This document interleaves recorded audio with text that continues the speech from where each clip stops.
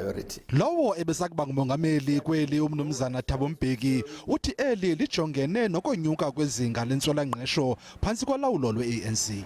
Lo kaMbeki uthi ziyaphanza inzame zokuvala umsantsa phakathi kwabo bapokotho zifumileyo nabo bazimpula zikalujaca. Ukhwelezehlela ke nakwabo bangohlohle zabo basebenzisa gwenxa imali zabarhafi. Umongameli Mbeki uvakalise inqalabo lizinga eliphezulu lentswela-ngqesho kweli. This means that the millions of the unemployed have continued to grow in number, whatever and despite the efforts of the successive ANC governments. As we would expect, these ever-increasing unemployment rates reflect an economy in crisis.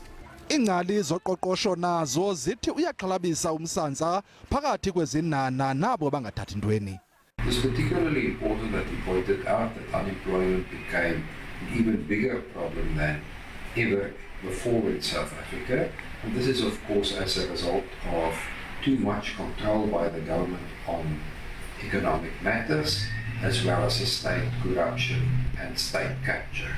Umnumzana Mbeki uliqhobele izandla iphepha elibhalwe ngulowo wayesakuba ngusekela mphathiswa wezimali kweli umnumzana Mcebisi Jonas elithi ilizwekazi leAfrika kumele linike ingqwalasela emandla ekuhlumiseni uqoqosho nophuhliso urhulumento olungenachaphaza nasekulweni indlala nenhlupheko.